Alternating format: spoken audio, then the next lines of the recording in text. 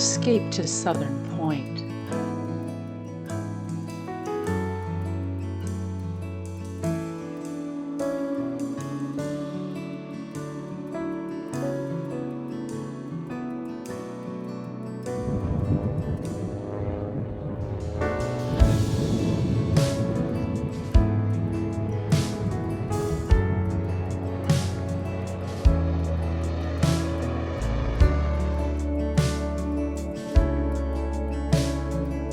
From Afar by Jennifer Olmstead. Volume 4 in the Virginia Southern Point collection. It's fiction you wish was reality. Copyright 2023, Jennifer Olmstead and Tishan Press. All rights reserved worldwide. Dedication for Patrick Emery. Narrated by Christy Lynn. From Afar. Chapter 3. Jack's July 27th CED testimony was straightforward. He was the district attorney's last witness before closing arguments against a father who had traded his 11-year-old daughter for $4,000 cash and a used Mercedes. Following the transaction, the girl's new owner smuggled her in and out of hotels along the Virginia Beach oceanfront, sedating her with diphenhydramine so that she appeared to hotel staff to be sleeping.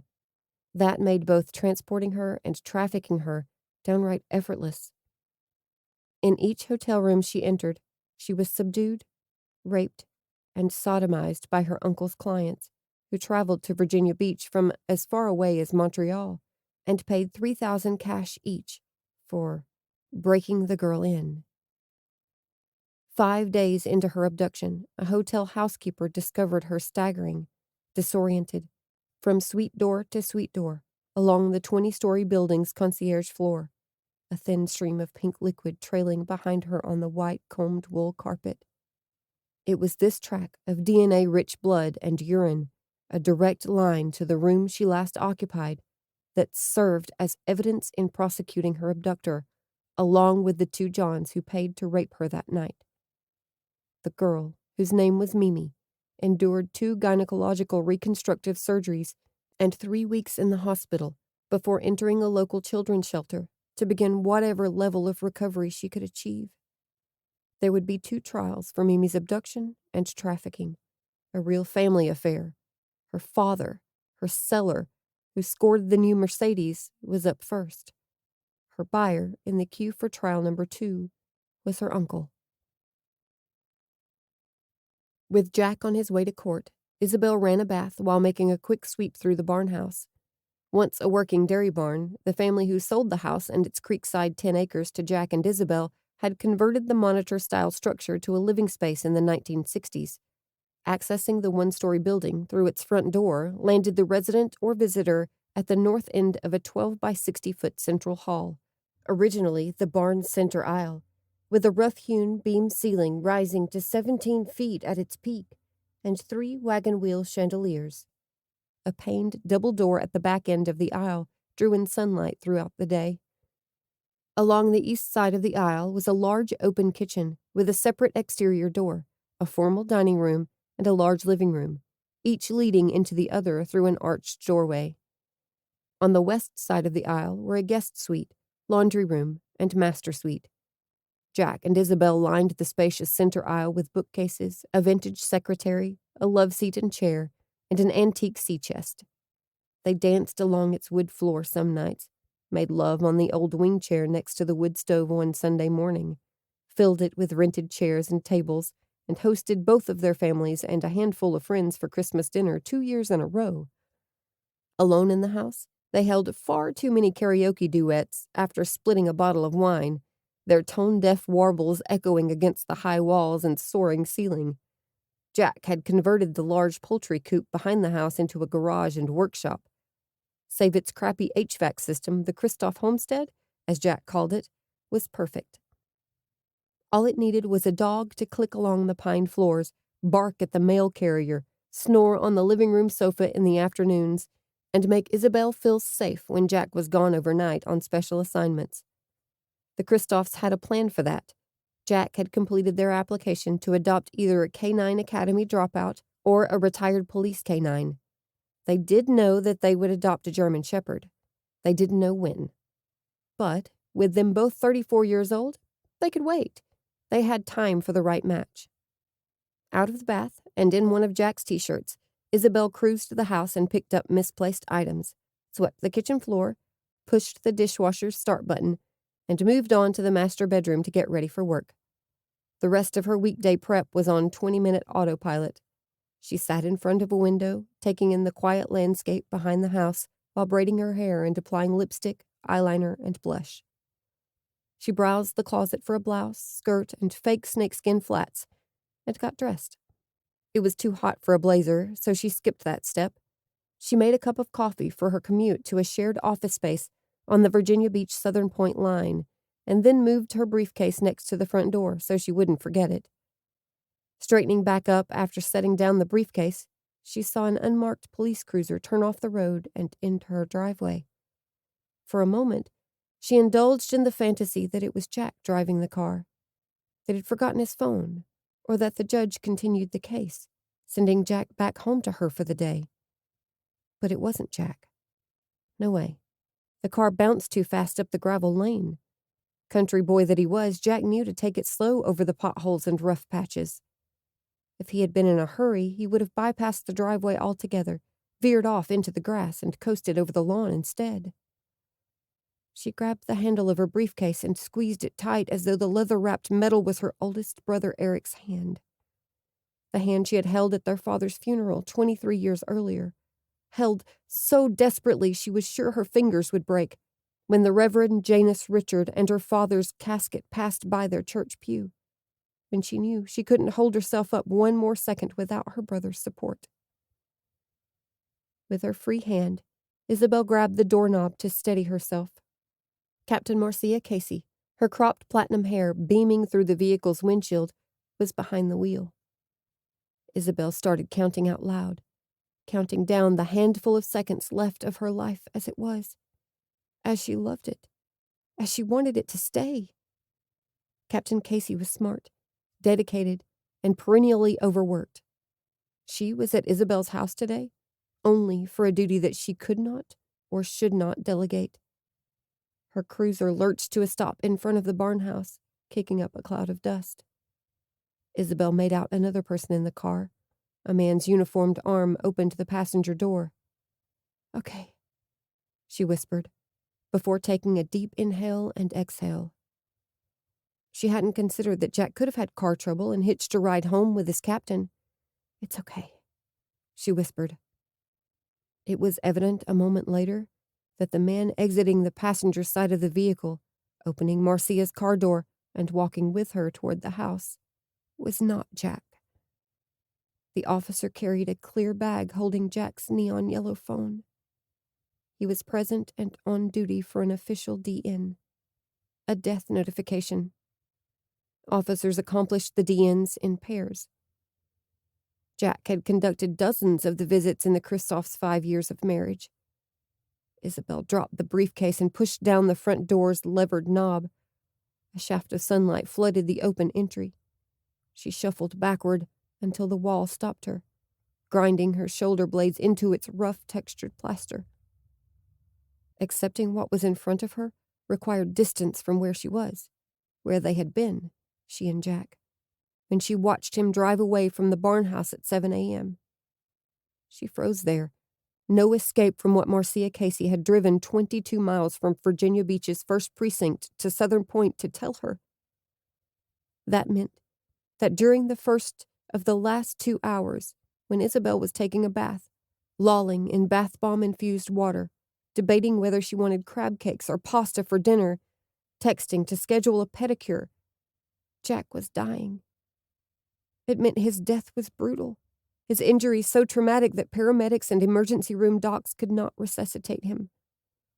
It meant that while Isabel was braiding her hair, or drawing on her eyeliner wings, or spritzing her perfume, or debating over caramel or vanilla syrup for her coffee, Marcia was confirming the details of Jack's death, calling up her accompanying officer, preparing her statement, and setting her GPS to 5125 Moody Creek Road in Southern Point. Now, here she was, steps from bearing the official message that Jack was dead. He was gone. Isabel's sweetheart, her lover, her husband was dead and gone. Marcia's gaze held Isabel in place against the wall. "May we come in?" she asked, waiting outside the open front door. The male officer cast his eyes downward, opting out of the exchange. Isabel nodded her head from side to side, yet waved them into the house, unable to answer. She studied Marcia's marcelled blonde hair, arranged in repeating waves that stopped short of her neckline. Isabel noticed that the captain's black arched eyebrows, softened in tone by her brown complexion, relaxed as she spoke. "I'm here with bad news," Marcia continued, pursing her nude-glossed lips and placing her hand lightly on Isabel's shoulder. Was the gesture a rinse-and-repeat sympathy token? Isabel wondered. Her intro at all DNs or genuine sympathy? What happened? Was all Isabel could manage before forcing herself further into the wall until she was certain her back was bleeding from scraping against the plaster. She wanted the physical pain right now. She needed it. "It's about your husband, Detective John D. Christoff," Marcia said, delivering the name in full per protocol before adding, "It's about Jack." Isabel didn't answer. "May we sit for a minute?" Marcia asked, "so that I can tell you what happened?" Isabel walked ahead and pointed toward the aisleway love seat and wing chair, then changed her mind. She couldn't be alone in the days ahead with the memory of this conversation, this notification, in the house that, until now, had held only hope and dreams for the future. "No," she said, opening the aisle door to the back porch. "Outside. Let's do this outside." "Isabel," Marcia started, leaning forward on one of 4 dark wicker and turquoise-cushioned chairs Jack had brought home as a surprise weeks earlier. "I have to inform you that your husband, Detective Christoff, Jack, was wounded in the line of duty today and died as a result of his injuries." "Injuries? Injured how?" "By firearm." "In the line of duty? What are you saying?" Isabel asked, at first confused, and then rageful at the woman she had known and respected for 5 years. Today, Marcia was the enemy, robbing her, taking her down. "He was in court today. He wasn't on a case." She covered her face with her hands. "Are you accusing him of lying to me about where he was today?" "No, Isabel, absolutely not. It was this morning at the courthouse check-in point." Marcia handed Isabel a white folded tissue, retrieved from a pocket in her black suit jacket. "He had just stepped up to the landing outside the courthouse entry doors." Who shot Jack?" "A woman we have since identified as the wife of the defendant." Isabel wiped her eyes and studied the tissue, now smudged brown with the eyeliner she had so carefully applied an hour prior. "How could this happen?" she asked. "Jack promised me that extra security measures were in place at the courthouse and would remain in place for the duration of the trial." "We absolutely had extra measures in place, Isabel. Briefed all on-duty officers, and everyone had photos of potential perps, threatening—" "I know what a perp is," Isabel shouted. "Yes, of course, I apologize. The woman responsible for the assault, the defendant's wife, has a very distinctive feature. We noted it for our officers in their pretrial security briefing. Everyone was bolo for her at the entrance to the courthouse." Isabel shot up from her chair. "What feature are you talking about?" she shouted again. Knee-length red hair worn straight down her back. "We noted it when she attended the suspect's, her husband's, arraignment. We found it in every photo of her from her social media accounts, even her mugshot from a DUI and check fraud 5 years ago. We had security on full alert for this." "Then how? How the hell did they miss her?" "A wig. A light brown, chin-length wig. Unfortunately, because she never planned to enter the courthouse, or even get close to the stairs or the turnstiles to enter the building, We had no chance for ID before she fired. She called out Jack's name, and he reflexively stepped back outside the building's entry. He died of a gunshot wound to the head at the scene. Our pathologist believes that death was contemporaneous with the injury, that there was no suffering. Really? You believe there was no suffering? She raised her voice again. But you don't know, do you? How could you? I was there, on the steps, when it happened. But you cannot know what he went through, can you? What he thought, how he felt, if only for those last seconds of his life? No, I don't. I would never presume or suggest that I know what he went through, or what you are feeling right now. I want you to know that I can relate to this journey, this passage. Really? Isabel snapped. Years ago, my family and I received news like this. I want to help Isabel in any way I can. The previously silent uniformed officer stepped forward. Ma'am, I worked with Jack, Detective Christoff, regularly. He left instructions we were to give you his personal phone if anything happened to him. He handed her the phone. He always locked it in his desk before he left the precinct for the day. Isabel cradled the phone in her open hands as though it was a priceless offering, altar bread, or a chip of the Rosetta Stone. Is there someone we can call? Someone who can come over and stay with you? Marcia asked, while we go through some of the next steps. Isabel knew what the next steps would be. First was the identification of Jack. Second was his autopsy. Third, the release of his body.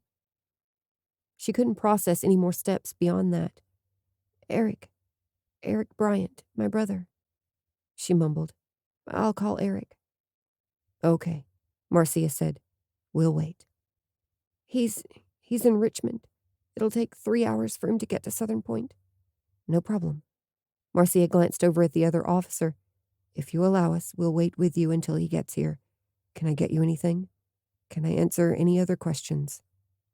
Even if it was part of her intro at all DNs, Isabel decided that Marcia's opening gesture and those that followed was genuine emotion and not a rinse-and-repeat sympathy token. Thank you, she said. Sorry for shouting at you. No apology needed. Whatever way you can get through something like this is the right way.